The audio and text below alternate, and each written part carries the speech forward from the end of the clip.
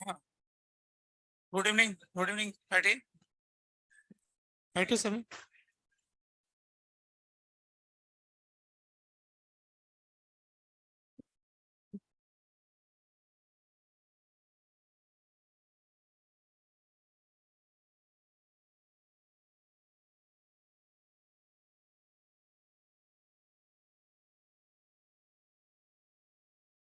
Hello hello.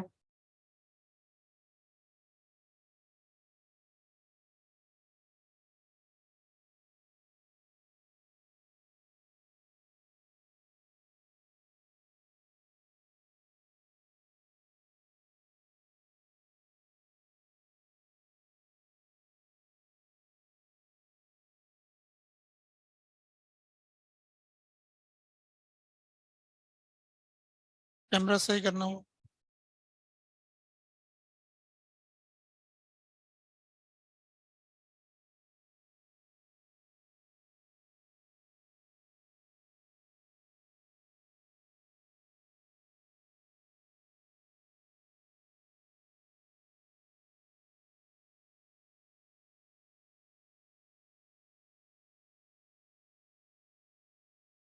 क्या क्या discussion था हमारा?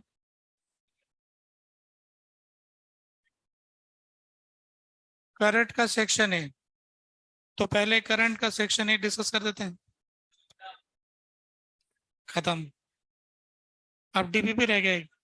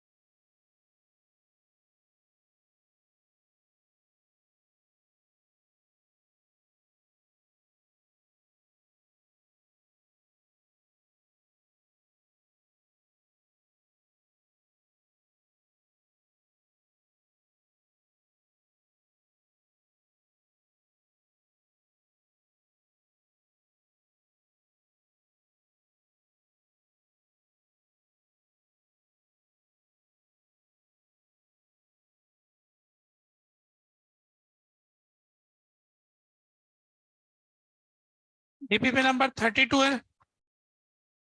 32।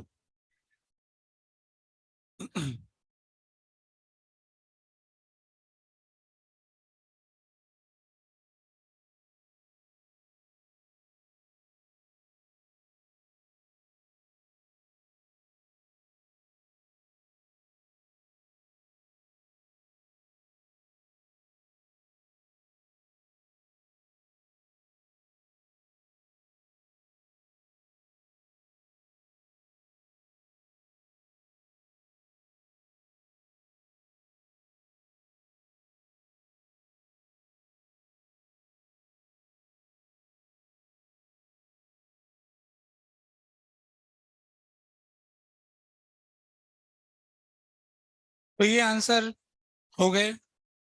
ठीक है।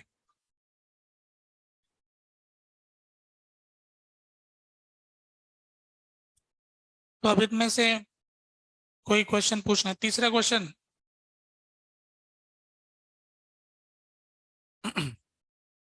क्वेश्चन में ऐसा दे रखा है कि ये क्वेश्चन सिलेबस के बाहर है, इसलिए बाद में करेंगे।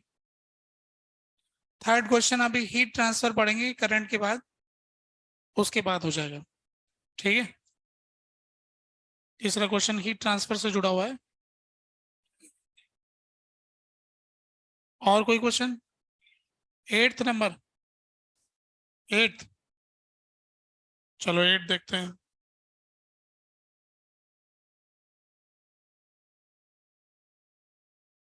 क्वेश्चन नंबर 8 में ऐसा दे रखा है कि P is equal to this.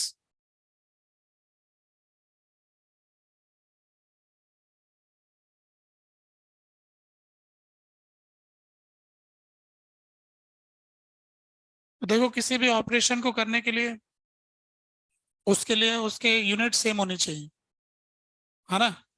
तो अपन को क्या करना है कि इस फॉर्मूले से पहले ए और बी का यूनिट निकाल लेना है।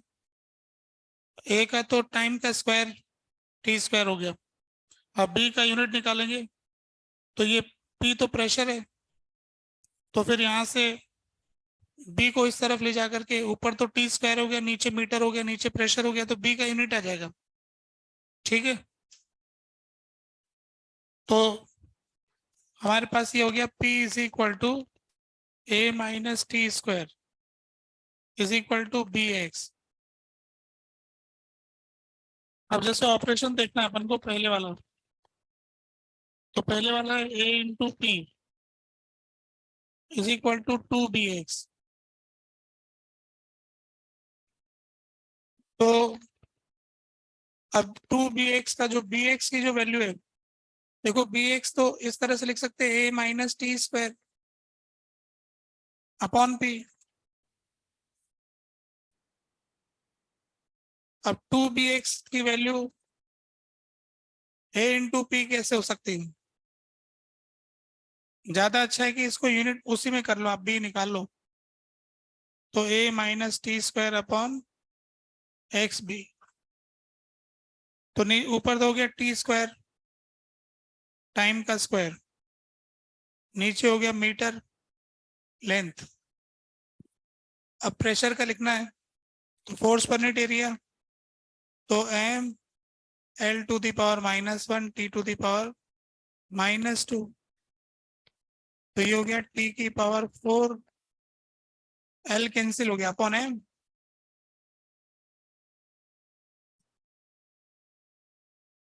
अब इसमें पुट करके देखेंगे कि बराबर बैठ रहा है कि नहीं बैठ रहा। डायमेंशन मैच खाएंगे तो कर लेंगे, जिसमें नहीं खा रहा है वो ऑपरेशन नहीं कर पाएंगे।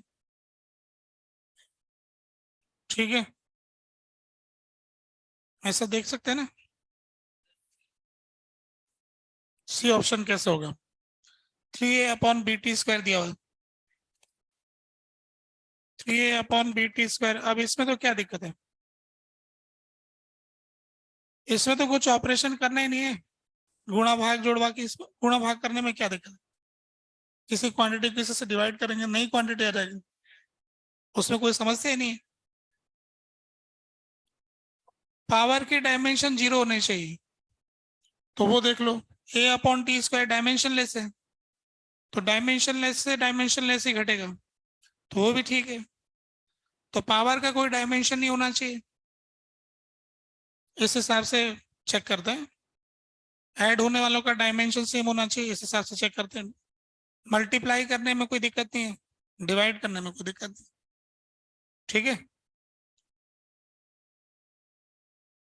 तो बात क्लियर हो गई है, कोई समस्या नहीं रही है।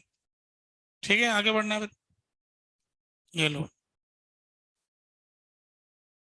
तो अपनी क्लास में अपन ने बैटरी और रजिस्टर के संबंध में बेसिक बेसिक बात बता दी थी। बैटरी एक ऐसी डिवाइस है जो केमिकल एनर्जी से इलेक्ट्रिकल पोटेंशियल एनर्जी क्रिएट करती है, और रेजिस्टेंस वो डिवाइस है जो इलेक्ट्रिकल पोटेंशियल एनर्जी को थर्मल एनर्जी में कन्वर्ट करता है ना। सभी के लिए जो बेसिक फार्मूला है, पावर का फार्मूला सबके लिए सेम है, डेल्टा वी इंटू आई।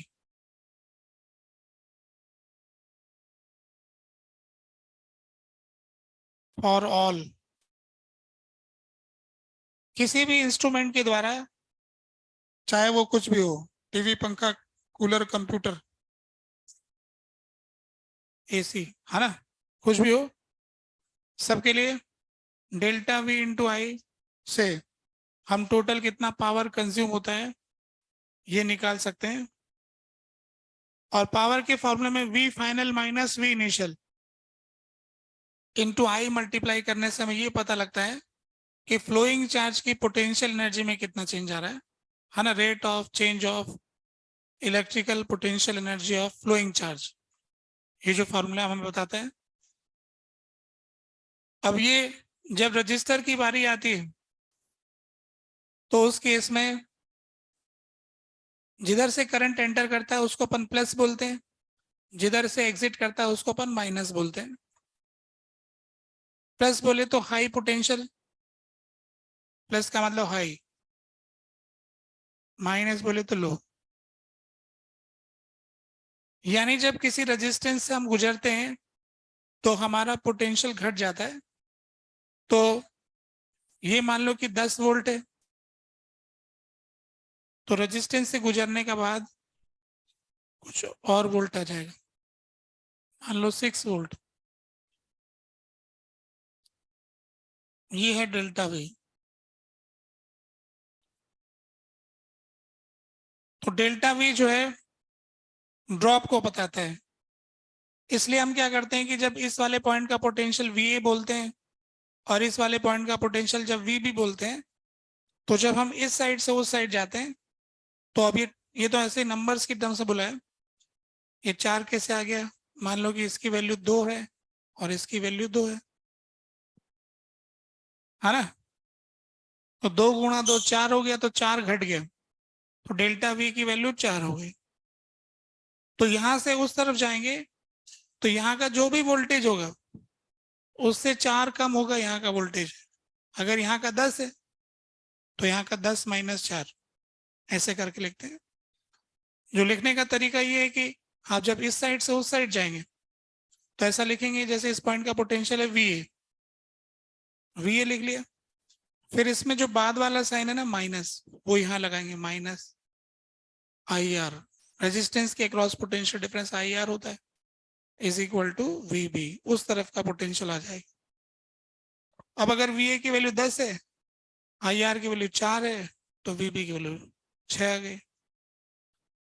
इधर से उधर जाए तो भी लिख सकते हैं आप, वी बी से शुरू करें, वी बी, फिर बाद वाला साइन प्लस है, plus I R is equal to we.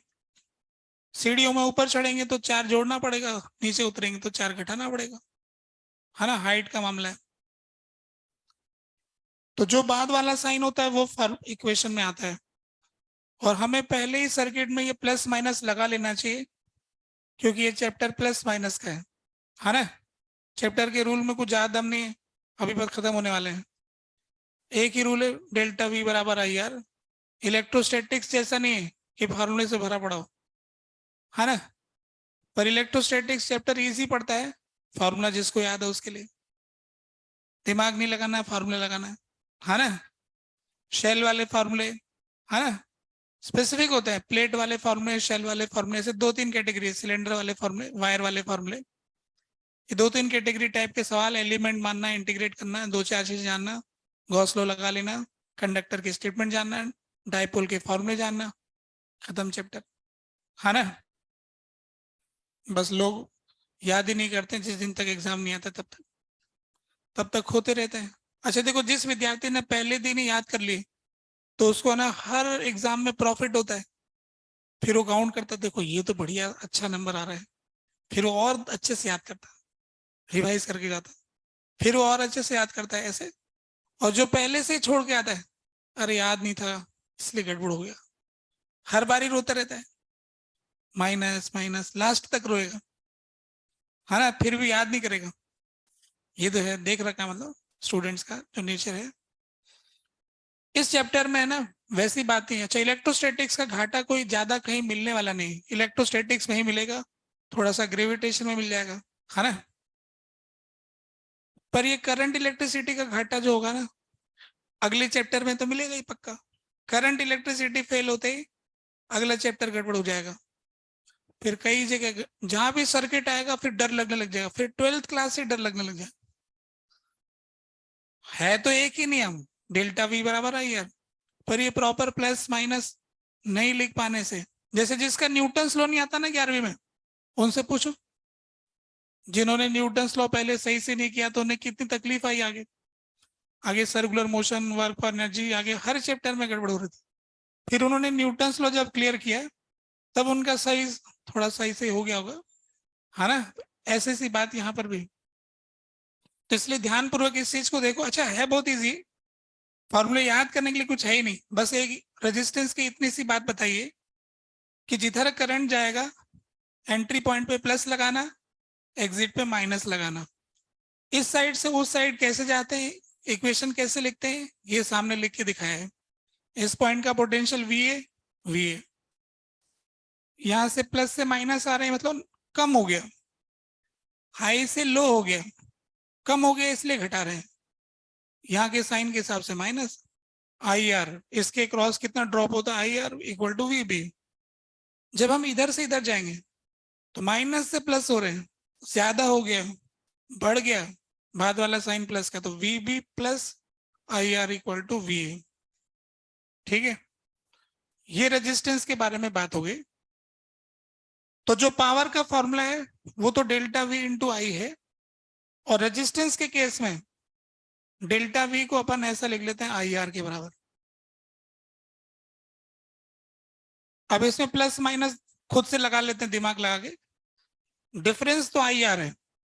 अब कौन सा हाई कौन सा लो है हम जानते हैं, जोड़ना है कि घटाना है वो कैसे करना है जान रहे हैं, तो डेल्टा वी बराबर आई आर हो गया।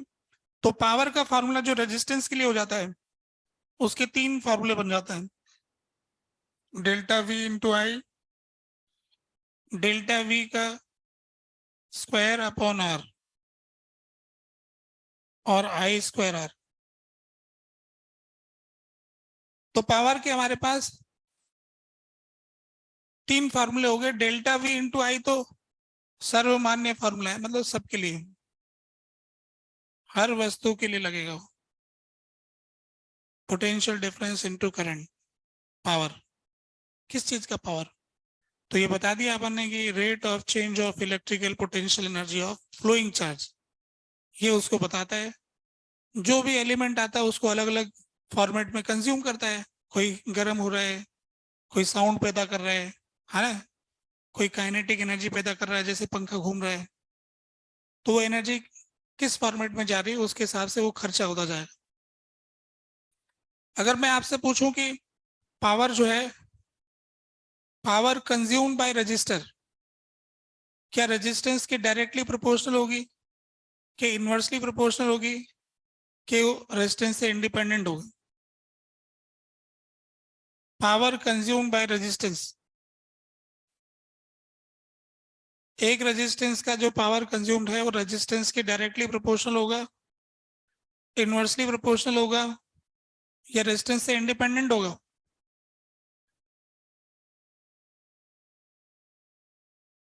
पहले वाले फॉर्मूले में देखोगे तो रेजिस्टेंस है नहीं, दूसरे वाले फॉर्मूले में रेजिस्टेंस डिनोमिनेटर में है, तीसरे वाले में न्यूमरेटर में।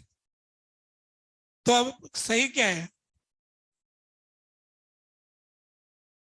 Situation dependent. क्या चीज पे सिचुएशन की बात हो रही है, क्या चीज फिक्स है ना, इस बात पे डिपेंड करेगा, है ना। अगर करंट फिक्स है तो रेजिस्टेंस के डायरेक्टली प्रोपोर्शनल होगा, और अगर वोल्टेज फिक्स है तो रेजिस्टेंस बढ़ाने से घटेगा, है ना। ऐसा हमको समझ में आया कि फिक्स क्या चीज है। तो फिक्स क्या है, तो हो सकता है कि करंट, हो सकता है कि वोल्टेज।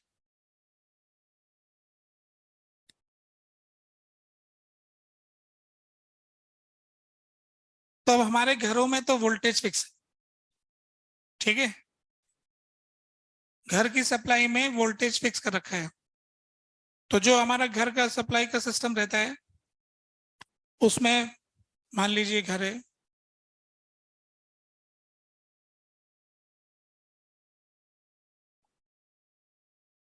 ये लाइनें पास पास ही बंधी होती है, मैं थोड़ा दूर दिखा रहा हूँ बस, है ना। ये 220 वोल्ट की लाइन और ये 0 वोल्ट की लाइन घर में कनेक्शन देते हैं। ये दोनों तार पास में होते हैं, इधर दूर दिखा दिया मैंने, ऐसे डायग्राम अच्छा बनेगा इसका। अब मान लो आपको बल्ब लगाना है घर में, तो यहाँ पर एक स्विच लग जाएगा बल्ब ऑन करने के लिए, ऐसे जोड़ देंगे। तो ये जो बल्ब आप लगाएंगे इसके अक्रॉस जो पोटेंशियल डिफरेंस आएगा, इस पॉइंट का पोटेंशियल 0 है, इसका 220 है। ऑन करेंगे तो बल्ब के अक्रॉस 220 आ जाएगा। फिर मान लो आपने कोई और कनेक्शन लिया, हीटर चलाया, तो उसके लिए भी ऐसा ही है। अगर आपने कोई पंखा वंखा चलाया,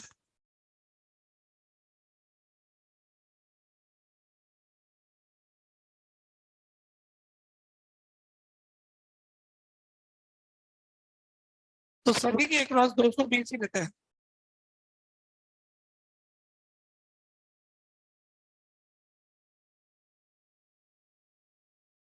हमारे क्वेश्चंस में ये सब रेजिस्टेंस की तरह है। आप इस चैप्टर में जो भी पढ़ते हैं हम सबको रेजिस्टेंस मान लेते हैं,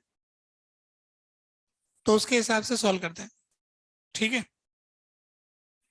तो जैसे मैंने बल्ब ऑन किया, तो जो बल्ब वाली ब्रांच है इसका करंट अगर I1 मानता हूं, तो I1 की वैल्यू हो जाएगी 220 का square upon resistance of bulb. इस ब्रांच का करंट आ जाएगा, और घर के अंदर करंट की एंट्री हो जाएगी I1, ऐसे जाएगा। घर में करंट आता भी है, घर से करंट जाता भी है ना। घर में पानी आता भी है, घर से पानी जाता भी है। ऐसे तो फिर घर में पानी भरा ही रह जाएगा, है ना। घूम करके जो आ रहा है वापस जाता है, ठहरता नहीं मतलब। अब वो करंट लाता क्या है, इलेक्ट्रिकल पोटेंशियल एनर्जी। उससे ट्यूबलाइट पंखा कूलर चला के एनर्जी घर में बांट के फिर वापस चला जाता है। फिर उसी चार्ज को ज्यादा पोटेंशियल एनर्जी दे करके वापस घर में लेके आते हैं, और ऐसे घूम घूम के जाता रहता है। तो ये चार्ज एनर्जी बांटने का काम करता है, अलग अलग डिवाइसेस में बांट करके चला जाता है। तो जब आपने एक ही स्विच ऑन किया तो एक करंट आ गया, बाकी कुछ ऑन हुआ नहीं। फिर आपने कहा कि चलो हीटर भी चला लेते। हीटर चलाया तो एक करंट और आ गया I2 इस ब्रांच में, फिर वो नेट करंट में बढ़ जाता है। फिर इसके बाद लगा पंखा भी चला लेते, एक और करंट चालू हो गया, तैसे I3 हो जाएगा। हर एक ब्रांच में जैसे जैसे करंट ऐड होगा घर में करंट इंक्रीज करता जाएगा। तो जैसे स्विच ऑन करते हैं मीटर में एक करंट ऐड हो जाता है। ये जो करंट हमारा घर में ऐड होता है, जितने स्विच ऑन करोगे हर ब्रांच पैरेलल पैरेलल लगी, यानी जैसे इतनी सारी ट्यूबलाइट दिख रही है, इतने सारे पंखे दिख रहे हैं, अपन के पास बहुत सारे स्विच है यहाँ पर, ये सब के सब ऐसे ही कनेक्टेड है पैरेलल। जैसे एक स्विच ऑन करोगे तो इससे जो मेन वायर आ गया उसमें करंट इंक्रीज करेगा, उस ब्रांच में करंट आ जाएगा। ऐसे करके टोटल करंट घर में आ जाएगा। घर में कितना खर्चा लग रहा है, तो घर का टोटल करंट सब ऑन करने से, जो भी ऑन कर रहे हो उससे टोटल कितना करंट आ रहा है, और ये पोटेंशियल डिफरेंस 220 के ऊपर आता है, 0 पे चला जाता है।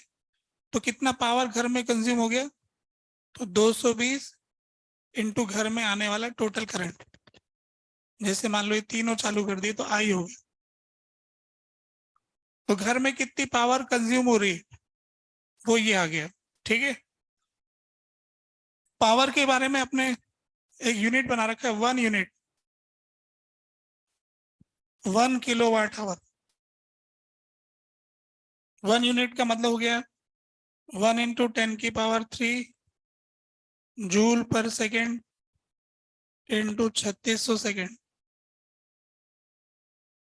बोले तो 3.6 इंटू 10⁶ जूल 1 यूनिट।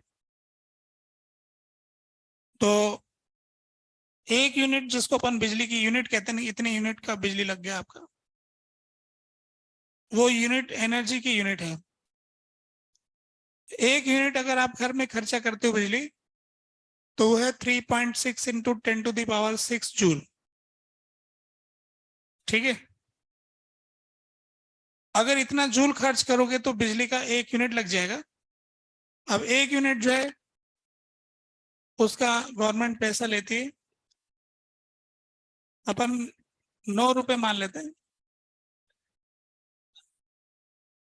मतलब कॉमर्शियल वाले रेट ज्यादा होते हैं, ये रेजिडेंशियल रेट बता रहा हूँ, है ना भाई। कॉमर्शियल स्पेस जो होगा वहां के रेट ज्यादा होते हैं, ठीक है। रेजिडेंशियली ₹9 के आसपास आता है, 9 से थोड़ा कम रहता है। जो कम बिजली खर्च करते हैं उनका ₹7 तक ही आ जाता है ना। बहुत कम बिजली खर्च करेंगे तो फ्री भी हो जाता है। वो उनका फ्री करके जो ज्यादा खर्च करते हैं ना, उन पे 11-12 उन पे लगाते हैं। कुल मिला के वो क्या देखते हैं कि हमारा टोटल बिजली का खर्चा कितना जा रहा है। पता लगा कि इस मोहल्ले वाला कोई भी बिल नहीं पे करता है, पर इस मोहल्ले में बिजली का खर्चा तो आ रहा है, ठीक है। तो ये जो पे करने वाले लोग कौन है, 2-2 रुपए इनके बढ़ा दो, ऐसे करके बाकी लोग पे करते हैं, है ना। ऐसे करके वो तो सेटलमेंट करना पड़ता है। तो जो नहीं पे करेगा उसको कोई तो कोई पे करेगा ही, आज नहीं तो कल करेगा, है ना। ऐसे करना पड़ता है। अभी जैसे ये है ना, अगर आप बल्ब जलाते हो, पढ़ाई वढ़ाई करते हो, तो 100 वाट का बल्ब जलाया अपन ने। अगर मान लिया कि 100 वाट का बल्ब जलाया, इसका मतलब हो गया कि 100 जूल पर सेकेंड। अब इसमें आपकी कितनी यूनिट खर्च हो जाएगी, मतलब कितनी देर तक बल्ब जलाओगे तो 1 यूनिट लगेगा। तो 3.6 इंटू 10⁶ डिवाइडेड बाय 100, तो ये आ जाएगा टाइम, कितने सेकेंड तक आप लगा सकते हो। तो ये आ जाएगा 3.6 इंटू 10⁴, तो ये आएगा 3600 इंटू 10 घंटे। अगर 100 वाट का बल्ब 10 घंटे तक इस्तेमाल करोगे तो ₹9 लगेंगे, ठीक है। अभी बिल का हिसाब बता रहे हैं। दिन भर मान लो 10 घंटे पढ़ाई करते हो। अब कोई कहेगा नहीं मैं तो ट्यूबलाइट से पढ़ता हूँ, तो 40 वाट का है हमारा, तो वहां पर 100 की जगह 40 कर लो। 40 वाट की ट्यूबलाइट का इस्तेमाल करते हो, तो ये कितना आएगा, 3.6 इंटू 10⁶ डिवाइडेड बाई 40, 1 जीरो हो गया। 3600 तो अलग कर लो, 3 जीरो कम करके 100/4 हो गया, 25 घंटे हो गया।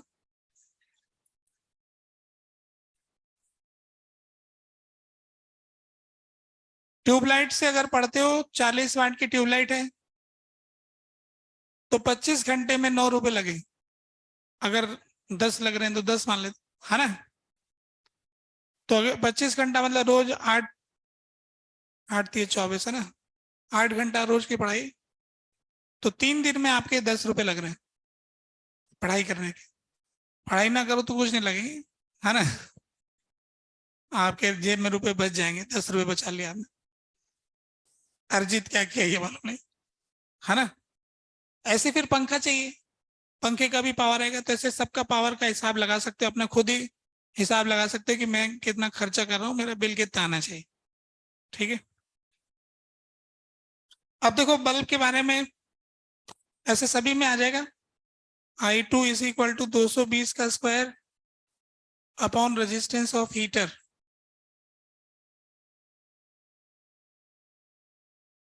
मैंने गलत लिख दिया स्क्वायर, पावर नहीं निकाले ना, करंट निकाल रहे। करंट निकालेंगे तो स्क्वायर नहीं है ना। 220//RB और 220/RH, है ना। ऐसा आ गया। अब जो बल्ब अपन खरीद के लाते हैं उसका क्या मतलब होता है, इसको देखो। कोई भी बल्ब जो लेते हैं हम, दुकानदार से कहते हैं कि 100 वाट का बल्ब देना भैया। तो 100 वाट का बल्ब दुकानदार से हमने मांगा, तो इसका मतलब क्या है।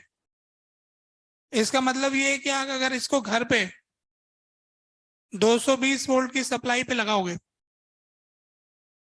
तो घर में ये स्विच जो है इसमें 1.220 का है और एक 0 है। तो अगर अपन ने बल्ब को कनेक्ट किया 220 के अक्रॉस, ये 0 वाला पॉइंट है, ये 220 का पॉइंट है, ये यहाँ पे स्विच ऑन करेंगे तो ये कनेक्ट हो जाएगा। इसको ऑन करने से ये बीच में अंदर कनेक्ट हो जाता है। तो जो कनेक्शन है इसमें ये कह रहे हैं कि 220 से कनेक्ट करोगे तो ये पावर कंज्यूम करेगा 100 जूल पर सेकेंड। तो दुकानदार ये पहले से मान के चल रहा है कि आप 100 वाट के बल्ब को 220 में ही लगाओगे, क्योंकि भारत सरकार ने फिक्स कर रखा है कि हम सबको घर में 220 वोल्ट ही देंगे। तो फिर बल्ब बनाने वाली कंपनियों ने भी फिक्स कर रखा है कि ठीक है हम 220 के हिसाब से बनाएंगे, है ना।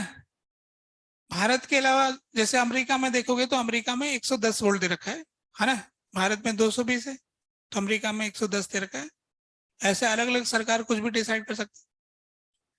भारत में शायद अंग्रेज लोग डिसाइड करके चले गए थे, तो हम कंटिन्यू कर रहे हैं। डिसीजन उन्होंने लिया था, लाइट वाइट का कनेक्शन उन्होंने किया था। तो अब इसके हिसाब से 100 वाट का मतलब 100 वाट की बिजली खर्च करेगा, रोशनी करेगा कि नहीं करेगा उसकी बल्ब की गारंटी नहीं होती है ना। 100 वाट से बिजली का बिल बनेगा, वो इसकी गारंटी देते हैं कि 100 वाट का बल्ब लिया है तो 100 जूल पर सेकेंड का खर्चा आएगा, ये हम गारंटी देते हैं। फिर कंपनी वाले प्रचार करते कि हमारा वाला बल्ब ज्यादा रोशनी वाला है। तो अब 100 वाट का 10 वाट की रोशनी पैदा होती, 90 वाट से गर्मी पैदा होती है ना। 90% की इफिशियंसी मतलब 10% की इफिशियंसी है, 90% लॉस। तो जो बल्ब हम जलाते हैं उसका फिलामेंट गर्म होता है, कमरे में गर्मी पैदा होती है, दिखाए विजिबल लाइट कितनी पैदा होती है, मामला इसका आ रहा है। तो 10% करीब रहता है, 9-10%। तो आपने बिल भरा 100 के हिसाब से और रोशनी हुई 9 के हिसाब से, है ना। फिर लोगों ने बोला तो घाटा है, गड़बड़ है। फिर लोगों ने एलईडी बल्ब बनाया कि हमारा इफिशियंसी बढ़िया है, आप 100 वाट का बल्ब लगाई क्यों रहे हो, कम का लगाओ। अगर उनकी इफिशियंसी ज्यादा है तो क्या 18 का लगा लो, तो 18 वाट का लगा लो, 50% पे आपको उसी बल्ब के बराबर दे देगा कि हमारा एलईडी वाला बल्ब 50% की इफिशियंसी रखता है। तो अब 18 वाट का लगाओगे तो 9 वाट की बिजली पैदा मतलब लाइट पैदा करेगा, और वो पैदा कर रहा है आपका 10%, 9%। तो फिर 18 वाट का एलईडी बल्ब 100 वाट के नॉर्मल फिलामेंट वाले बल्ब के बराबर हो जाएगा। तो अब आपको रोशनी बराबर मिल रही है, बिल किसका पेमेंट करना है वो आप सोच लें, उस हिसाब से बल्ब खरीद लिया जाता है ना।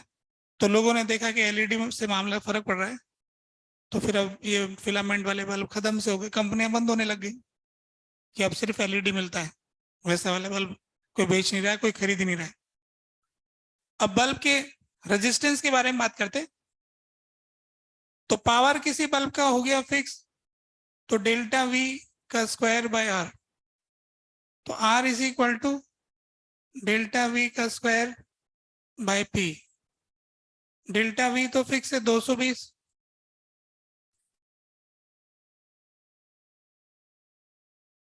तो जिस बल्ब की पावर ज्यादा होगी उसका रेजिस्टेंस उतना ही कम होगा। तो अगर अपन 100 वाट के बल्ब की बात करते हैं और P is equal to 100 watt, resistance कितना आ गया 100 वाट वाले का 220 का स्क्वायर ऑन 100, तो 484 ओम। अगर अपन ने 200 वाट का बल्ब लिया तो रेजिस्टेंस ऑफ 200 वाट 220 का स्क्वायर अपॉन 200, 242। अगर आपने 50 वाट का बल्ब लिया तो रेजिस्टेंस ऑफ 50 वाट इसका डबल हो जाएगा 968। आपने कहा कि दुकानदार से कि भैया 0 वाट का बल्ब दो, ये लो। फिर उसमें पढ़ोगे तो इसमें तो 5 वाट लिखा है, इसी को 0 वाट बोलते हैं। जो सबसे छोटा साइज का बल्ब होता है उसको 0 वाट नाम दे देते हैं, 0 होता नहीं, है ना। तो 0 मतलब मिनिमम, मिनिमम जो है वो दे दो। 0 वाट बोलने का मतलब ऐसे दुनियादारी ऐसी चलती है, मतलब बोलते कुछ और है होता कुछ और है ना। तो कह रहे हैं कि 0 वाट का बल्ब दो, तो 0 वाट का बल्ब मतलब 5 वाट का बल्ब, सबसे छोटा वाला, है ना। तो उसका कितना होगा भाई, 5 वाट वाला बल्ब?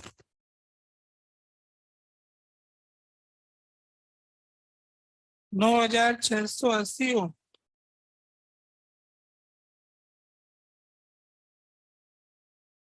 मतलब जितना कम वाट का बल्ब लाओगे उतना ज्यादा रेजिस्टेंस होगा, ऐसा हमको पता लगा।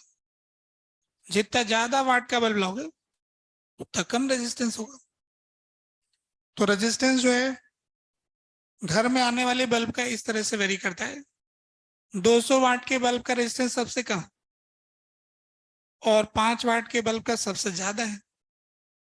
ठीक है, ये जानकारी हो गई।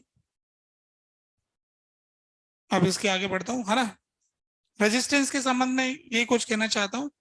एक और बात बताता हूँ। वैसे ये जो बल्ब होता है, जब हम फिलामेंट वाला बल्ब ऑन करते हैं तो ऑन करने के बाद उसका टेम्परेचर बहुत ज्यादा बढ़ जाता है। ठंडा जब होता है और जब गर्म होता है तो फिलामेंट का टेम्परेचर में काफी ज्यादा चेंज आता है। काफी ज्यादा चेंज आने से रेजिस्टेंस जो होता है उसमें काफी ज्यादा चेंज आता है।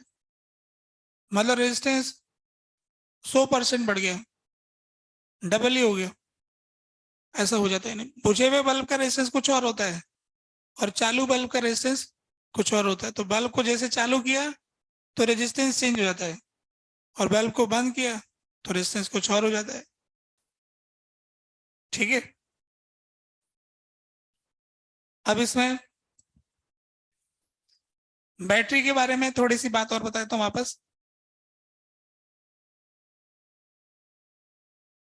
पिछली क्लास में ये दो ही तो चीजें हैं पूरे चैप्टर में, बस इसको हैंडल करना सीखा, चैप्टर आ गया। पावर निकालना, वोल्टेज निकालना, करंट निकालना, बस 3 काम है ये।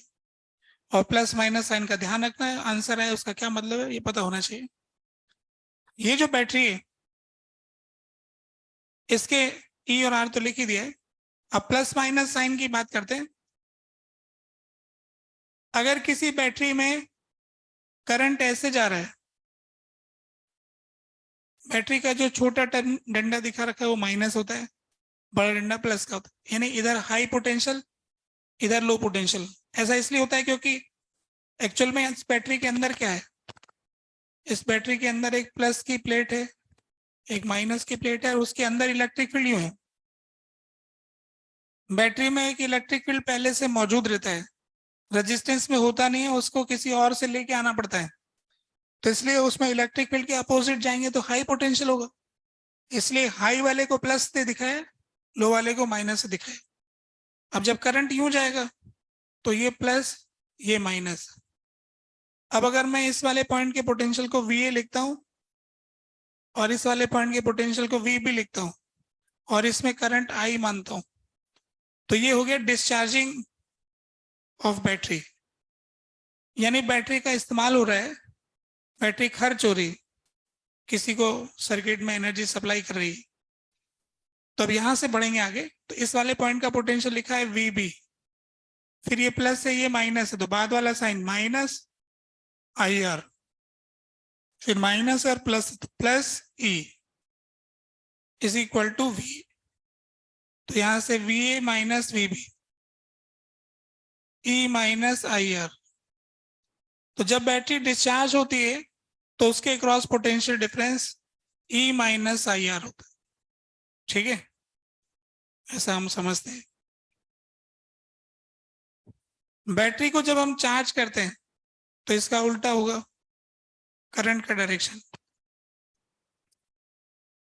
इसमें करंट यूं जाएगा, ये VA, ये VB, plus minus, plus minus. तो VA minus E minus IR is equal to VB। तो VA minus VB, E plus IR।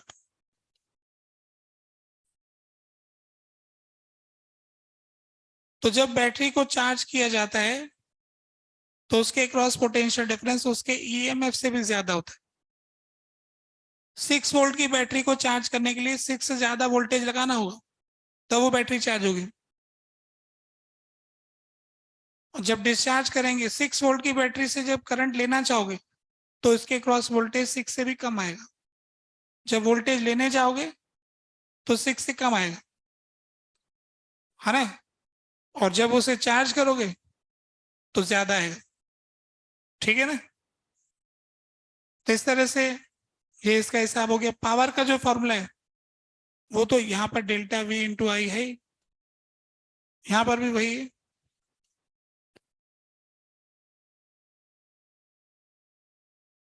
और पिछली क्लास में ये हमने बता दिया था, E minus I R into I. तो ये जो पावर कंज्यूम होगा, मतलब ये power supplied by the battery कहलाएगी, है ना, क्योंकि इससे इलेक्ट्रिकल पोटेंशियल ही बढ़ रही है। तो पावर सप्लाइड बाय बैटरी हो गया E into I minus I square R. E into I बताया था कि केमिकल एनर्जी कितनी घटी पर सेकेंड, और उसमें से कितनी एनर्जी अंदर ही खर्च हो गई, आई स्क्वायर आर। जो बाकी बची वो बाहर मिल गई, वो चार्ज को दे दी कि जाओ बांट आओ, है ना, ये वाला हिस्सा। इस वाले में क्या आ जाएगा, power E plus I R into I. तो ये हो गया E into I plus I square are.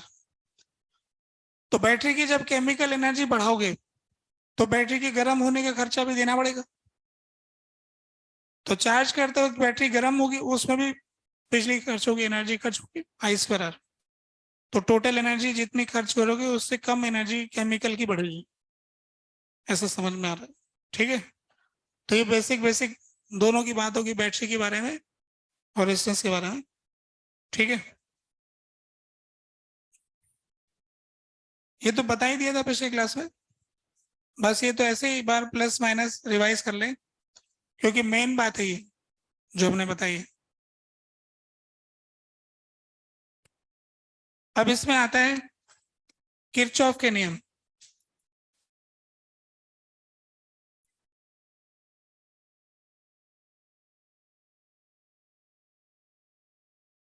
Kirchhoff के नियम,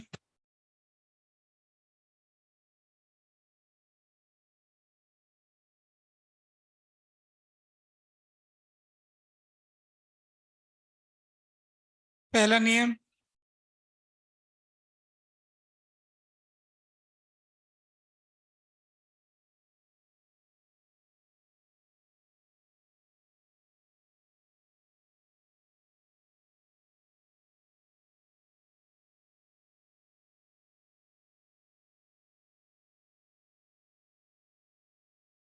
किरचॉफ का करंट का नियम, जिसको हम जंक्शन लॉ भी कहते हैं, जिसको हम किरचॉफ्स करंट लॉ भी कहते हैं, KCL, Kirchhoff's current law.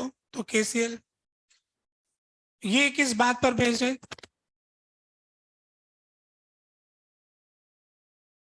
It is based on conservation of charge.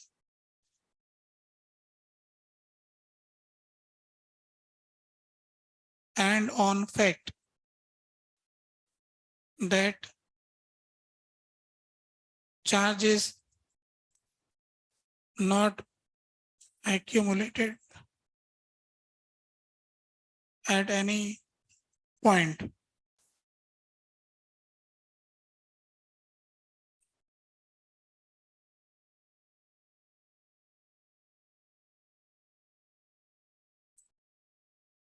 Circuit में कहीं चार्ज जमा नहीं होता, है ना। साल भर घर में जैसे टंकी पे पानी आता रहता है, पर ऐसे जमा नहीं रहता कि साल भर पानी कहीं इकट्ठा कर रहे हैं, आता है चले जाते हैं, है ना। तो ऐसे ही चार्ज आता है, एनर्जी बांट के चला जाता है, कहीं ठहरता नहीं है। चार्ज का काम जमा होना नहीं है, एनर्जी बांट के चले जाना है। तो इसलिए ये जो किरचॉफ का रूल है ये इस पर बेस्ड है। जंक्शन किसको कहते हैं, अगर सर्किट के दो हिस्से आपस में जोड़े जाएं तो जो जोड़ने वाला पॉइंट है वो जंक्शन कहलाता।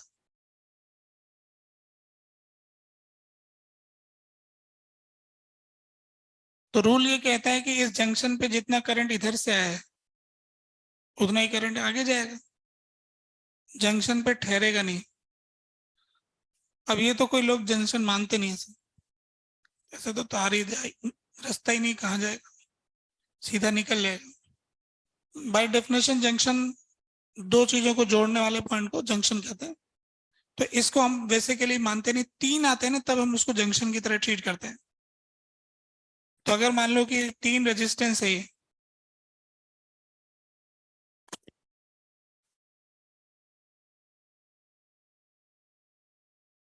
तो इस साइड से कोई करंट आ रहा है I1, इस साइड से करंट जा रहा है I2, और इस साइड से करंट I3, ऐसे कोई करंट आ रहा है। तो जंक्शन लॉ ये कहता है कि नेट करंट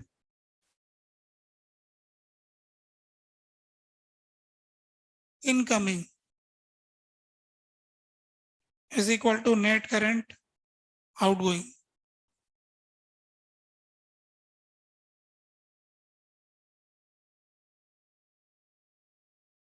जितना जंक्शन पे करंट आएगा उतना जंक्शन से करंट जाएगा, जितनी स्टेशन पे ट्रेन आएगी उतनी ट्रेन स्टेशन से जाएगी, स्टेशन पे ही नहीं खड़ी रहेगी, आएगी जाएगी। तो यहां से I1 plus I2 is equal to I3, आने वाला करंट बराबर जाने वाला करंट, ठीक है। I1 plus I2 is equal to I3 हो गया। ऐसे ही कभी ऐसा हो कि हम ज्यादा जंक्शन में ऐसे पॉइंट दिखा दें,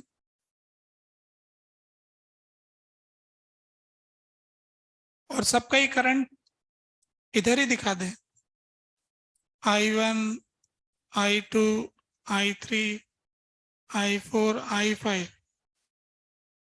तो रूल ये होता है कि net incoming current is zero.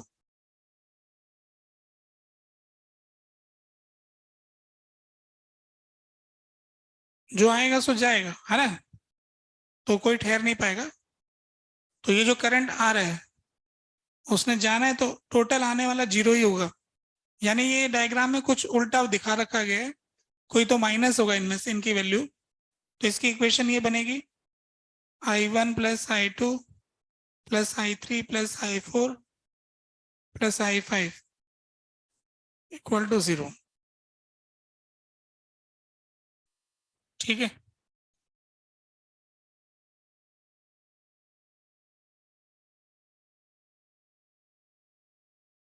ये बात समझ में आ गई। ऐसा लगता है कि ये नियम तो हम ही देते, किरचॉफ ने क्या दिया, है ना।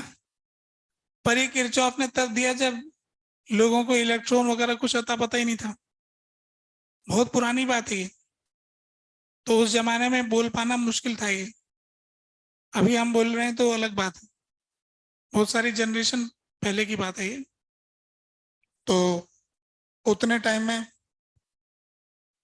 अभी कल मैं देख रहा था कि जो सबसे माने ज्यादा उम्र के जो जीव हैं उनमें से एक कछुआ है जो कि 1830 का है, अभी भी जिंदा है, मतलब 1830 का जन्म है उसका, और अभी भी जिंदा है वो।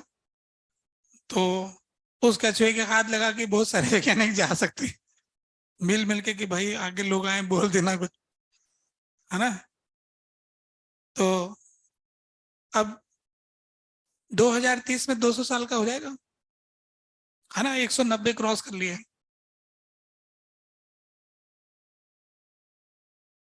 तो इतने साल पुरानी बात है, कछुए के पैदा होने से भी पहले की बात है ना। तो ऐसा नेट इनकमिंग करंट जो है जीरो की बात बोल पाना उस जमाने में कठिन था, अभी तो बहुत आसान है। अब इसमें यूं कहना चाहता है, जैसे मान लीजिए कि कोई सर्किट होता है,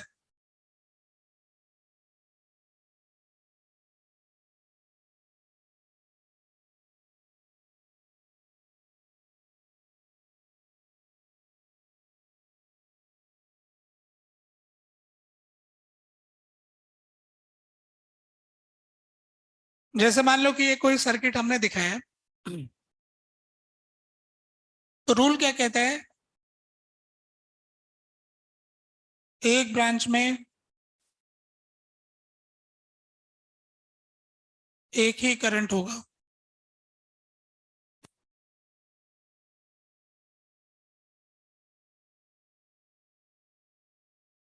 एक ब्रांच में एक ही करंट होगा, है ना। कोई भी एक ब्रांच लेंगे, उसमें एक करंट होगा। तो ब्रांच किसे कहते हैं, जिसमें और कोई रास्ता न निकलता हो। जैसे ये दिख रहा है ना, ये पूरा यहां से लेके यहां तक ये एक है। इसके आगे बढ़ोगे तो कोई और रास्ता नहीं है, यही रास्ता है। इसके आगे बढ़ोगे तो कोई और रास्ता नहीं, एक ही रास्ता है। जो एक ही रास्ता है वो एक ब्रांच है। तो आप ऐसे ही अपनी तरफ से इस एक ब्रांच का करंट I1 ले सकते हो। कुछ भोले लोगों के लिए बता देता हूँ। अगर बैटरी में करंट I एंटर करेगा, तो ये जो I डैश बाहर आएगा वो I ही होगा, है ना। कोई कुछ तो बैटरी भी तो दे रही होगी। भोले लोग ऐसा सोच सकते हैं बैटरी चार्ज देती है, ऐसा सोचना मत, ऐसा होता नहीं है। मतलब किसी पंप के अंदर इधर से जितना पानी एंटर करता है, उतना ही पानी उधर से निकलता है। पंप कोई पानी थोड़ी देता है। ऐसे ही बैटरी के साथ है। Battery acts like a pump, है ना। तो एक ब्रांच में एक होगा, कोई भी बैटरी आ जाए, कुछ भी आ जाए।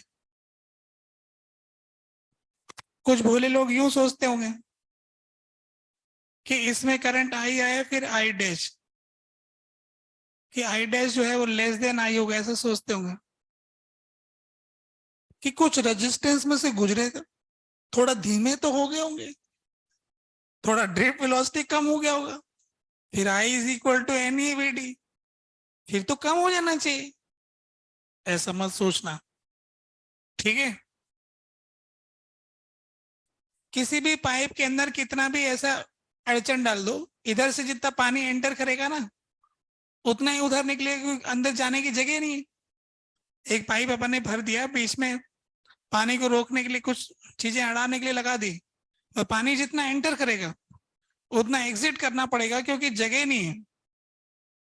तो इसलिए नहीं है कि वो रेजिस्टेंस है इसलिए स्लो हो जाएगा, रेजिस्टेंस के होने से ओवरऑल डिसाइड होगा, पर जो भी डिसाइड होगा वो एक ही होगा। जैसे अपने पास में 10 kg है और उसके पीछे 20 kg है, हम उसको पुल कर रहे हैं, तो दोनों का वेलोसिटी बराबर आएगा, एक्सेलरेशन बराबर आएगा। अब कोई कहते हैं कि 200 kg कर देते हैं, तो 200 kg में भी बराबर ही आएगा। बस ये अलग बात है कि चलाने में दिक्कत आएगी, कम आ जाएगा। भाई ट्रॉली, ट्रैक्टर के साथ ट्रॉली जोड़ दिया, तो ट्रैक्टर और ट्रॉली की वेलोसिटी तो बराबर ही होगी। अब कोई ट्रॉली के अंदर सामान भर देते हैं बहुत सारा, फिर देखते हैं कैसे बराबर नहीं होती, मतलब अलग नहीं होती। फिर सामान भरने के बाद में भी ट्रैक्टर तो चलेगा, धीमा चलेगा, उतना तेज भाग नहीं पाएगा, पर चलेंगे बराबर ही। तो ज्यादा रेजिस्टेंस आने से ओवरऑल ड्रिफ्ट वेलोसिटी कम हो जाएगी, होगी जो भी फाइनल होगी वो एक होगी। तो जो आएगा सो जाएगा, ये फिक्स है।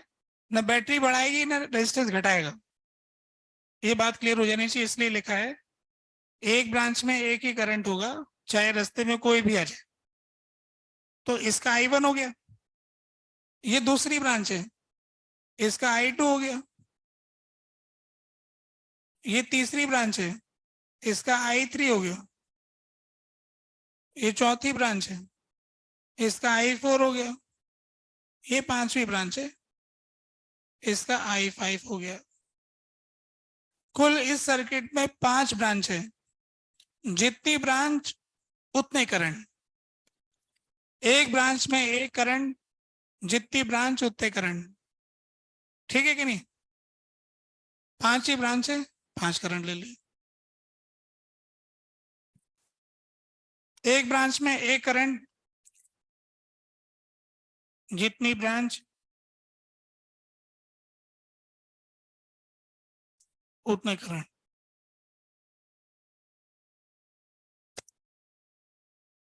उतने करंट से मतलब उतने करंट की वैल्यूज होगी, I1 I2 I3 से डिफरेंट डिफरेंट वैल्यू होगी, हर एक ब्रांच का अपना अपना होगा करंट, ठीक है।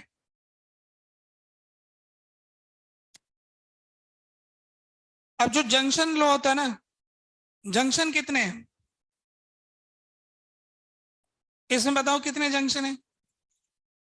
ऐसे पॉइंट जहां पर ब्रांचेस मिलती है ना, तो एक जंक्शन ये हो गया J1, एक जंक्शन ये हो गया J2, और एक जंक्शन ये हो गया J3, ठीक है।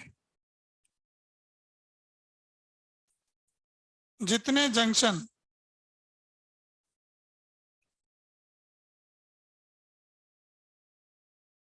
उससे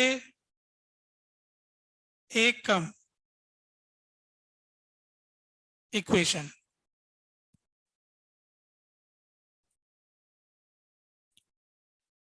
एक ब्रांच में एक करंट, जितनी ब्रांच उतना करंट, जितने जंक्शन उससे एक कम इक्वेशन। तो यहाँ कितने जंक्शन? 3, तो दो, किसी भी दो पे इक्वेशन लगा दो, तीसरी इक्वेशन फिर इंडिपेंडेंट नहीं होगी। दो इक्वेशन आप लिख सकते हो, 3 जंक्शन है तो 2 इक्वेशन लिख सकते हो, जितने जंक्शन होंगे उससे एक कम लिख पाओगे, ठीक है। तीसरी क्यों नहीं लिख पाएंगे? हम तीसरी भी लिख देंगे, लिख दो, कौन मना कर रहा है, वो नई इक्वेशन नहीं होगी, वो उन्हीं से मिलके लिखी जा सकती है। जैसे मान लो इस वाले जंक्शन पे लिखते हैं हम, तो यहाँ पर अब देखो क्या इक्वेशन बन रही है, यहाँ से I1 आ रहा है, यहाँ से I2 आ रहा है, यहाँ से I4 जा रहा है, और यहाँ से I5 जा रहा है, तो इनकमिंग करंट हो गया I1 plus I2, outgoing current I4 plus I5। ये मैंने इस जंक्शन के लिए लिख दिया। अब इस वाले जंक्शन का देखते हैं, इधर I2 जा रहा है, इधर I1 जा रहा है, इधर I3 जा रहा है, तो सभी जा ही जा रहे हैं, आउटगोइंग करंट 0, तो यहां से हो गया I1 plus I2 plus I3 equal to 0। एक इक्वेशन ये हो गई, दूसरी इक्वेशन ये हो गई। कोई भी दो जंक्शन ले सकते थे, तीसरे जंक्शन पे लिखना चाहोगे तो लिख तो सकते हो, पर वो ऊपर वाले से आ जाएगी। जैसे दिखाता हूं कि कैसे आ जाएगी। ये इधर से I3 आ रहा है, ये भी इनकमिंग हो गया सभी का, इस जंक्शन पे सभी पहुंच रहे हैं, तो ये हो गया I3 plus I4 plus I5 equal to 0। तो ये जो तीसरी इक्वेशन है, इसमें I1 प्लस I2 की जगह I4 प्लस I5 रख दिया, ऊपर वाली इक्वेशन से ही तीसरी बन जाएगी। तो ऐसा करने से इक्वेशन बढ़ नहीं जाती। जैसे मान लो आपको मैथ्स में आपने पढ़ा हो, क्या पढ़ा हो देखो, जैसे x plus y plus z equal to 1, ठीक है। 2x minus y plus 3z is equal to 4। अब जैसे मेरे पास 3 वेरिएबल है, 2 इक्वेशन है, तो लोग ये कहेंगे कि अब तो ये सॉल्व नहीं हो पाएंगे, एक और इक्वेशन चाहिए। तो ऐसा करके अपन एक इक्वेशन बना देते हैं, इन दोनों को, इसमें इसको क्या करते हैं, इसको डबल करके फिर ऐड कर देते हैं। ऊपर वाली इक्वेशन को डबल किया, नहीं नहीं सीधा नहीं करूंगा, डबल करके जोड़ देंगे, तो कितना हो गया 4x plus y plus 5z is equal to 6। अब आपको ऐसा लग रहा है कि अलग अलग इक्वेशन है, ऐसा लग रहा है ना 3 इक्वेशन है, पर ये है 2 इक्वेशन, देखते 3 है पर है 2, तो इनसे z नहीं सॉल्व हो पाएगा। इनके अंदर x y z सॉल्व, लोग कहते हैं ना 3 इक्वेशन दे तो मैं सॉल्व कर लूंगा, ये लो निकालो इसमें x y z, है ना, ट्राई कर लेना, नहीं निकलेगा। तो क्योंकि ये तीसरी इक्वेशन इंडिपेंडेंट नहीं है, बिल्कुल वैसे ही मैंने ये कहा कि वो जो दो इक्वेशन है ना उनसे तीसरी बन जाएगी, तो तीसरी लिखो मत लिखो कोई फर्क नहीं है। इसलिए अपन ने स्टेटमेंट लिखा है जितने जंक्शन उससे एक कम इक्वेशन, लिख सकते हो। तो ऐसा आपको काउंटिंग में वेरिएबल सॉल्व करने में मदद रहता है कि कितना वेरिएबल मान लिया है, कौन कौन सी इक्वेशन लिखूंगा। तभी देखो अपन ने टोटल 5 वेरिएबल मान लिए है ना, I1 से I5। तो इनको सॉल्व करने के लिए 5 इक्वेशन चाहिए। तो अभी हमने इतना बता दिया कि जितने जंक्शन है उससे एक कम लगा सकते हो। जंक्शन की कितनी इक्वेशन लगा सकते हो? 2। तो 2 इक्वेशन जंक्शन लॉ की हो जाएगी, KCL की हो जाएगी, और फिर किसी दूसरे नियम से अपन बाकी 3 लिखेंगे। ठीक है, तो ये जंक्शन लॉ के बारे में बताना था, ये बात हो गई। एक बात और कह देता हूं जंक्शन लॉ के संबंध में।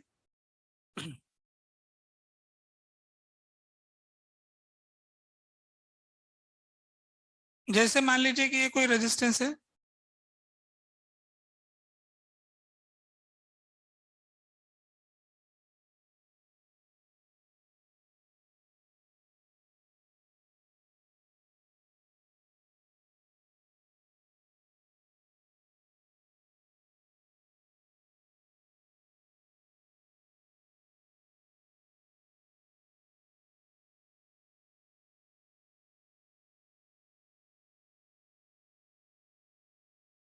जैसे यहां से देखो 5 एम्पियर इधर आ रहा है, 2 एम्पियर इधर, 3 एम्पियर इधर,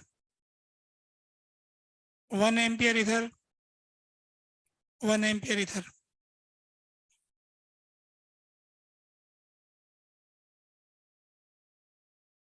4 एम्पियर इधर, 3 एम्पियर इधर, 7 एम्पियर इधर। ऐसा मैंने एक सर्किट दिखाया जिसमें मैंने हर जंक्शन पे जंक्शन लॉ लगा के दिखा रखा है। मैंने न्यूमेरिकल वैल्यू लिया है।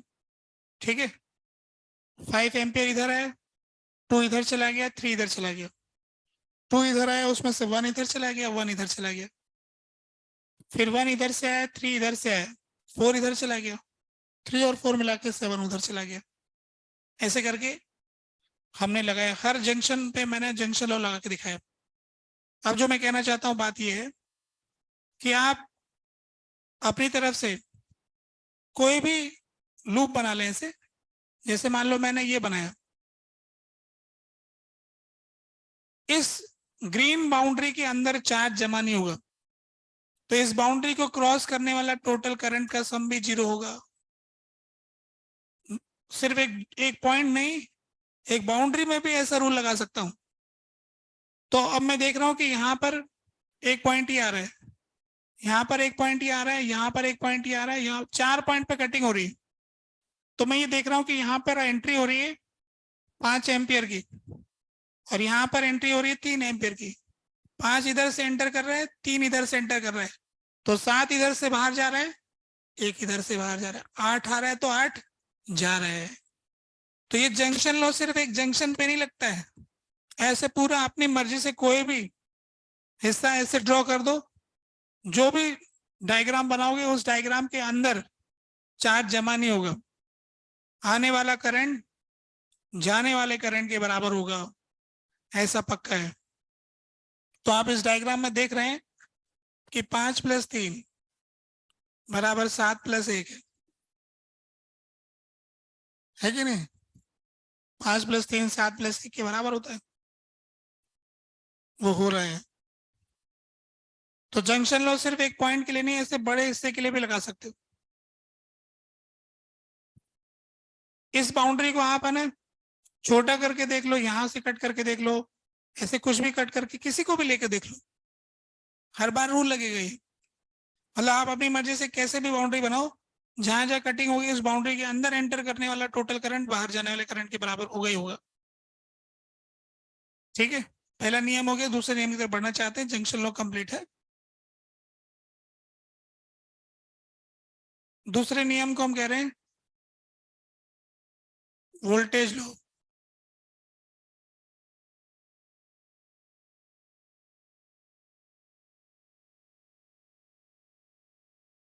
जिसको हम कहते हैं लूप लो, शॉर्ट में कहते हैं केवीएल।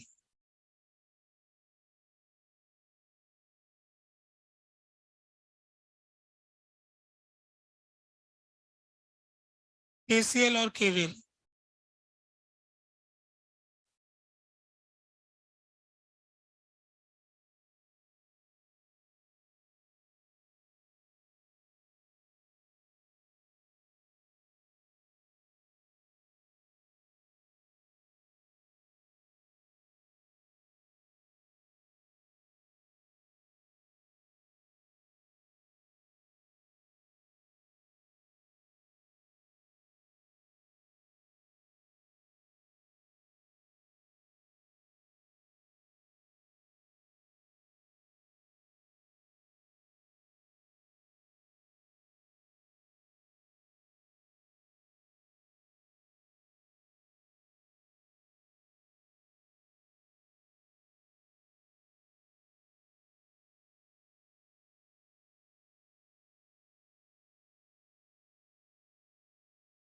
तो किरचॉफ का जो वोल्टेज लॉ है वो कंजर्वेशन के नियम पर आधारित है।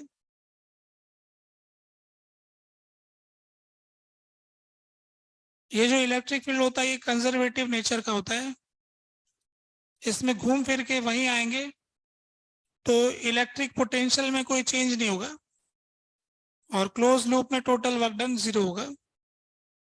तो बस इसी बात का यूज किरचॉफ ने किया कि आप कोई भी लूप ले लें, किसी भी रास्ते से घूम फिर के वहीं आए।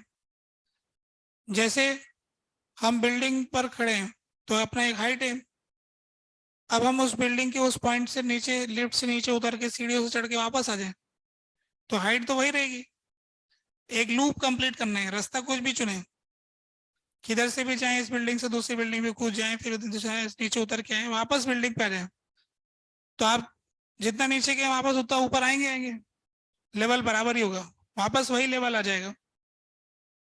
तो अपन ये कह सकते हैं कि जितनी हाइट, जितने आप नीचे उतरेंगे उन्हें माइनस की हाइट ले लेना, और जितने ऊपर चढ़े थे उससे प्लस की हाइट लेना, तो सारी हाइट का सम 0 आएगा।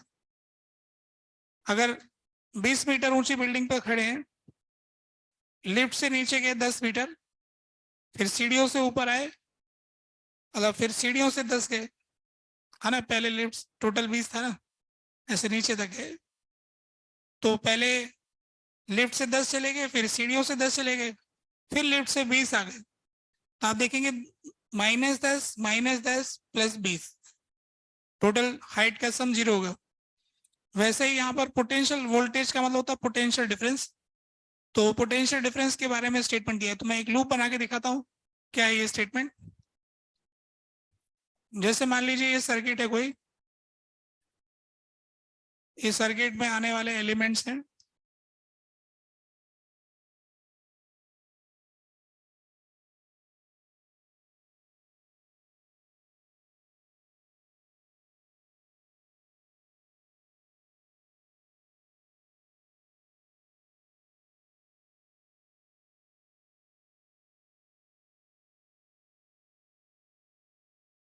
या मैंने एक सर्किट दिखाया है जिसके अंदर जो डिफरेंट डिफरेंट एलिमेंट्स आ सकते हैं वो दिखा दिए गए हैं, ठीक है। अब इसमें कुछ प्लस माइनस का साइन दे रखा है,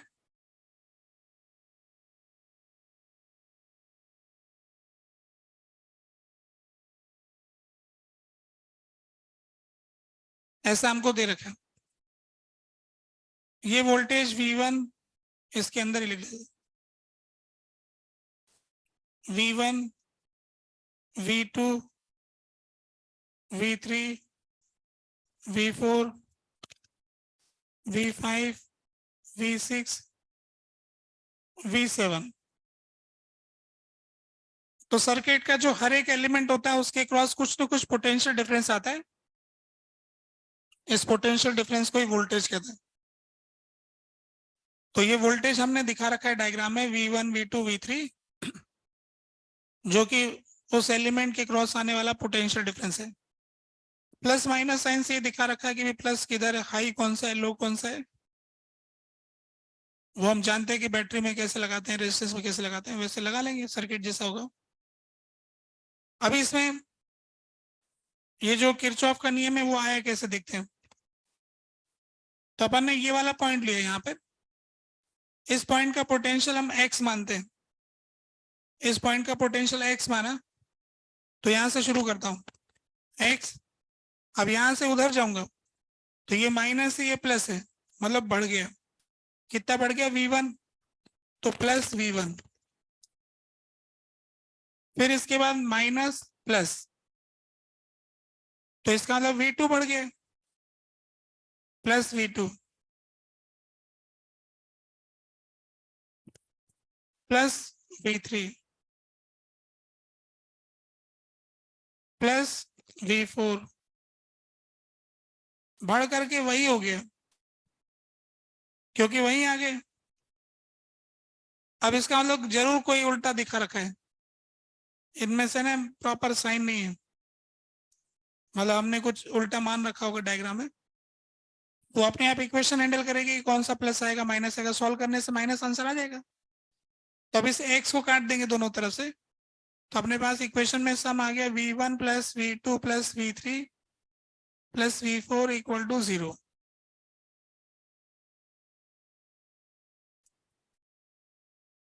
अब अपन को x मानने की भी जरूरत नहीं थी, क्योंकि लास्ट में x कट गया, तो उसको 0 के बराबर कर देंगे। तो यहां से शुरू होकर के सारे वोल्टेज का सम 0 होगा। इस लूप में आ गए ऐसे, ऐसे इधर वाले लूप में ऐसे लगा के देखते हैं, इस वाले लूप में लगा। अब मैं x नहीं मानूंगा, 0 से लिखूंगा। तो यहां से ऊपर कितना गया, v5 v5 v5, यहां से ऊपर आ गया, फिर यहां से इधर गया। क्या चक्कर है, सभी में बढ़ते ही जा रहे हैं। Plus v3 plus v6 equal to 0। हालांकि कुछ डेटा ऐसा ले लिया, ऐसा मैंने सोचा नहीं था, पर ऐसा हो गया, पता नहीं अपने आप। v5 plus v3 plus v6 equal to 0। ऐसा कोई भी लूप ले सकते हैं आप, ठीक है। अब ये वाला लूप ले लेते हैं, ऐसे इस वाले लूप में यहां से शुरू करते हैं। यहां तो कुछ उल्टा हो जाए भाई,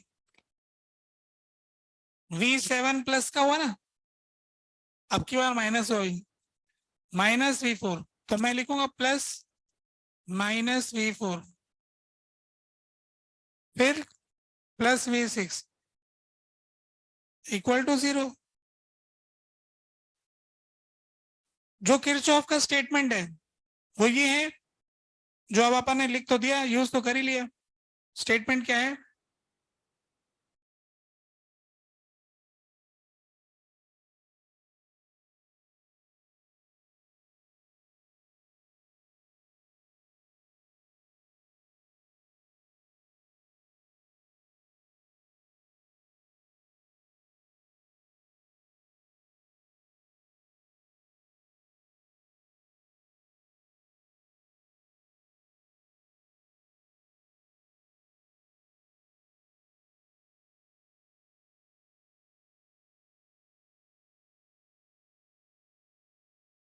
algebraic sum, algebraic sum of voltage across each element in any closed loop is always 0।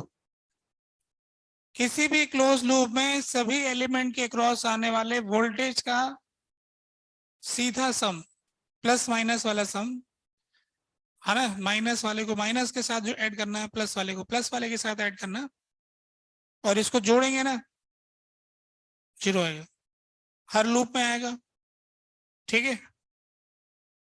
अब इसमें हमने अभी डिस्कस किया था कि सॉल्व करने के लिए हमें जितने वेरिएबल होती है इक्वेशन की जरूरत पड़ती है, तो कुछ तो जंक्शन लॉस से आ जाएंगे और बाकी बचे इक्वेशन लूप लॉस से आ जाएंगे।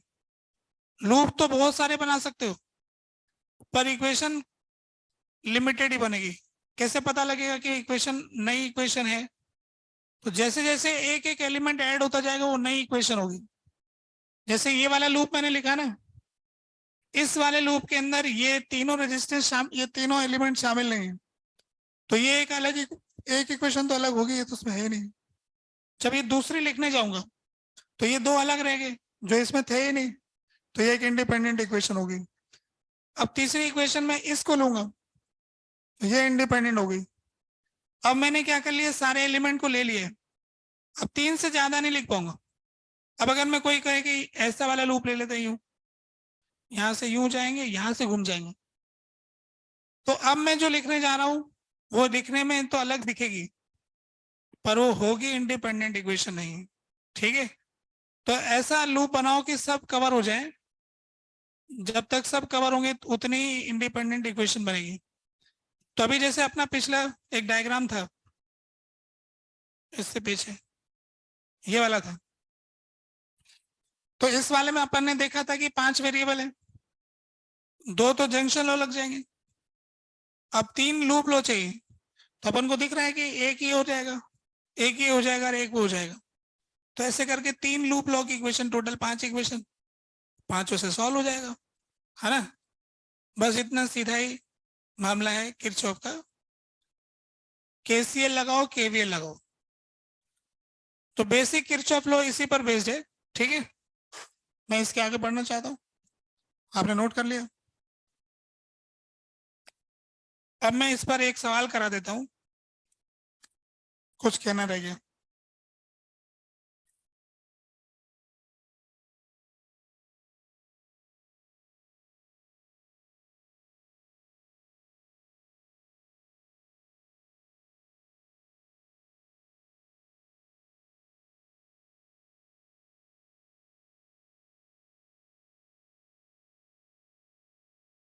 बड़े भाई,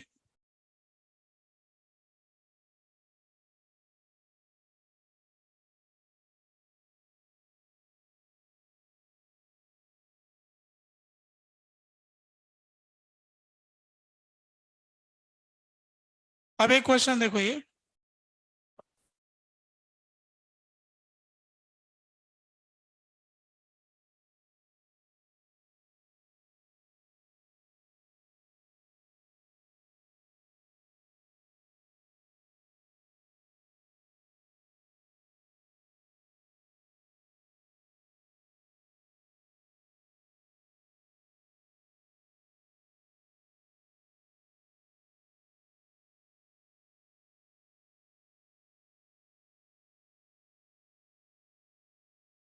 ये हमें सर्किट दे रखा है। अब मैं आपको एक क्वेश्चन अपनी तरफ से मान के चीज दे रहा हूँ। ठीक है, अब इस तरह के सर्किट में हमें सॉल्व करना होता है कि प्रत्येक ब्रांच में कितना करंट जा रहा है। एक बार अपन ने करंट निकाल लिया तो कितनी केमिकल एनर्जी पर सेकंड खर्च हो रही है, किसी में कितनी हीट जनरेट हो रही है, सब बताया जा सकता है। बस करंट निकालने का सारा मुद्दा है। तो करंट निकालने के लिए मैं क्या करता हूँ, अपनी तरफ से करंट मान लेता हूँ। और करंट मानने का रूल क्या है, जितनी ब्रांचेस उतने करंट। ठीक है, कितनी ब्रांचेस, 3 ब्रांचेस, 3 करंट। तो मैं आपके लिए मान के दे रहा हूँ, इधर I1, इधर I2 और इधर I3। I1 इधर, I2 इधर, I3 इधर। अब मैंने आपके लिए सारे करंट वरंट मान दिए। अब आप लोगों को प्लस माइनस साइन प्रॉपर लगाकर, जंक्शन लॉ और वोल्टेज लॉ लगाकर तीनों वेरिएबल सॉल्व करके दिखाना है। ठीक है, फाइंड I1, I2, I3।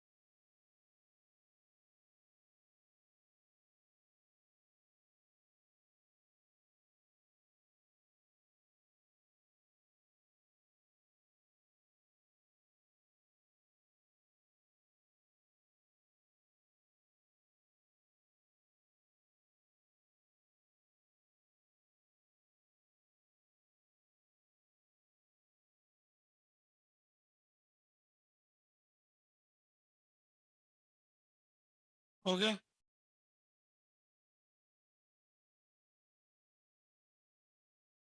कितना आंसर आ रहा है? किसका वैल्यू 0? इसका 0? तीनों ही 0 आ रहे हैं। बहुत ही भोले हो। नंबर तो माइनस में आएगा पर।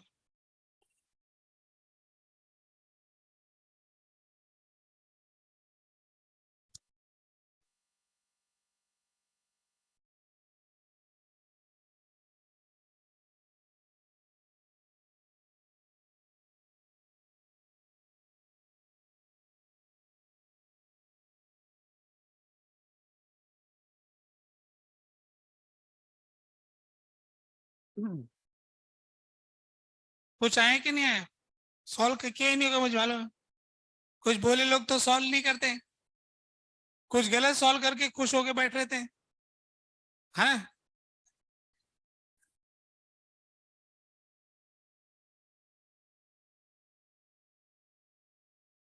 भोले लोगों के पास ये तो अच्छी बात है, उन्हें टेंशन नहीं होती है। ये बढ़िया बात है, ऐसी क्वालिटी होशियार बच्चों में नहीं होती। नंबर ला के भी टेंशन से मरे रहते हैं होशियार बच्चे। थोड़े चालाक जो होता है, भोलों को टेंशन तो नहीं होती। ठीक है, नहीं आ रहा क्या करें, मेहनत तो कर ही रहे हैं। ये बहुत अच्छी बात है, ऐसी क्वालिटी अच्छी होती है। तो अभी किसी का आंसर आया क्या, पहले तो ये बताओ।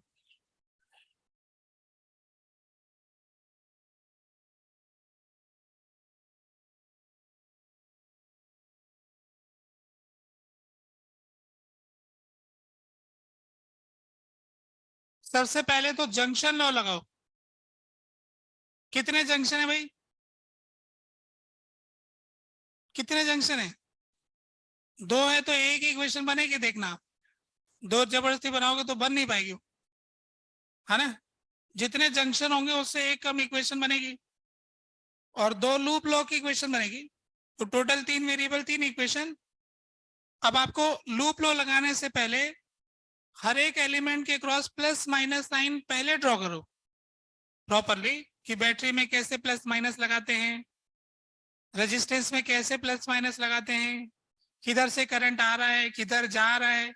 ऐसे ध्यान से देखो कि इधर से आ रहा है इधर जा रहा है, उसके हिसाब से प्लस माइनस प्रॉपर लगाओ।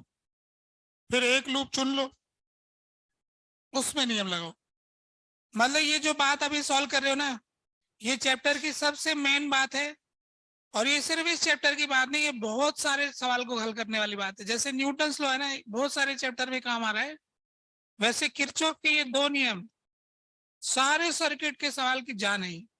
सारे सर्किट के सवाल कुछ भी आ जाएंगे, कैपेसिटर, इंडक्टर, ट्रांजिस्टर, सेमीकंडक्टर, बहुत सारे आगे सर्किट के सदस्य और भी आएंगे, पर ये नियम नहीं बदलेंगे, ये इक्वेशन ऐसी रहेंगी। तो अब देखते हैं भाई कैसे करते हैं। तो मैं इसमें है ना प्रॉपर साइन वगैरह दिखाता हूँ।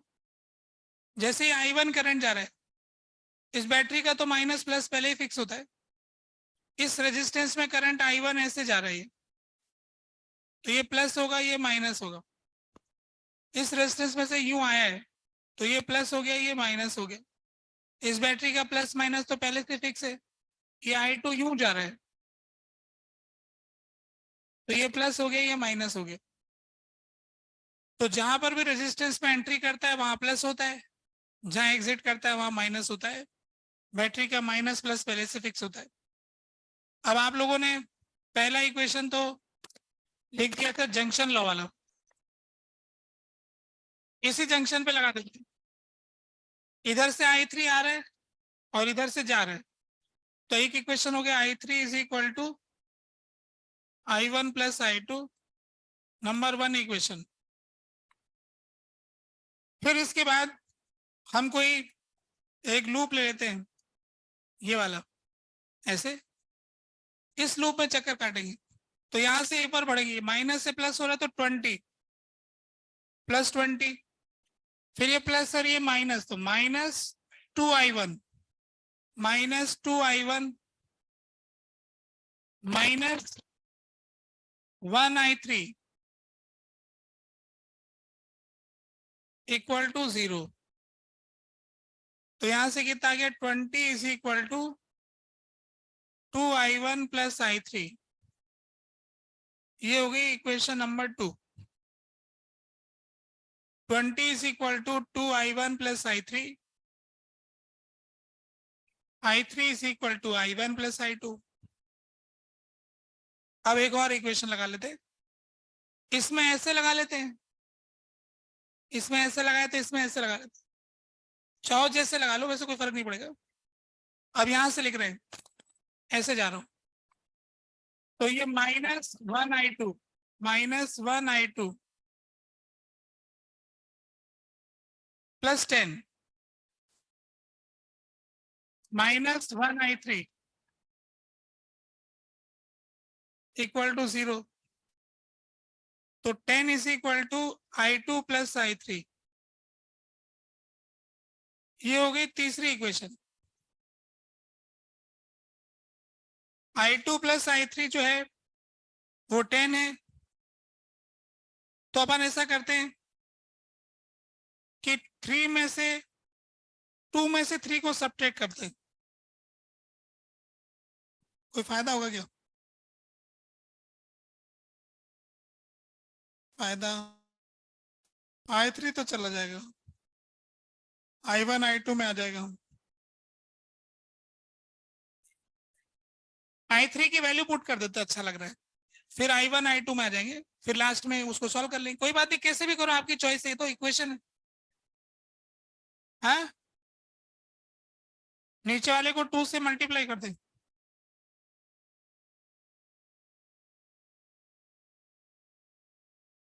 अच्छा, हाँ ठीक है, ऐसा कर लो, नीचे वाली इक्वेशन को 2 से मल्टीप्लाई करके ऐड करो, तो ये i1 प्लस i2 को i3 से रिप्लेस कर लेंगे। ठीक है, ऐसा कर दे, इस इक्वेशन को 2 से मल्टीप्लाई करके इसमें ऐड कर देते, 2 प्लस 3 इंटू 2, तो इसको ऐड किया तो 20 प्लस 20 हो गया 40, और ये 2i1 प्लस i2 और 3i3 हो गया ना। अब i1 प्लस i2 ऊपर से i3 की तो फॉर्मेट में आ जाएगा नीचे, तो 40 is equal to 2i3 plus 3i3 5i3, तो 40 इज इक्वल टू 5i3, तो i3 इज इक्वल टू 8 आ गया, i3 की वैल्यू 8 आ गई, तो इसमें पुट कर दिया 8, तो 20 माइनस 8 कितना हो गया 6 आ गया i1। अब इस इक्वेशन में रख दिया, i1 6 है और ये 8 है, तो i2 कितना हो गया 2, 268। ऐसा किसका आया? एक दो ऐसे कुछ लोग तो हैं, ठीक है, बाकी लोगों से कुछ गलती हुआ क्या? क्या गलती हो गया? प्लस माइनस का गड़बड़? बस तो बताया तो था आप लोग कैसे प्लस माइनस लगाते हैं, फिर आप यूज क्यों नहीं करते जो बताई बात? अब हो जाएगा, ठीक है, अब तो समय हो गया है ना। आज आखिरी वाली क्लास नहीं हमारी, आखिरी वाली क्लास में कुछ बच्चे तो पहले चले जाते हैं, है ना। उन बच्चों को आप लोगों को थैंक यू बोलना चाहिए। जो बच्चे क्लास छोड़ के जाते हैं, भाई वो 1 घंटे का 4 घंटा करते हैं, 1.5 घंटा क्लास छोड़ेंगे, फिर इसका कभी वीडियो देखेंगे, फिर समझेंगे, फिर हिसाब लगाएंगे, तो एक का तो 4 गुना तो कर ही रहे हैं। ऐसे जो जो बच्चे आखिरी वाले क्लास में चले जाते हैं, उन सबको जो भी बहुत मेहनत कर रहे हैं ना, उनको रोज थैंक यू बोलना चाहिए, ठीक है। तो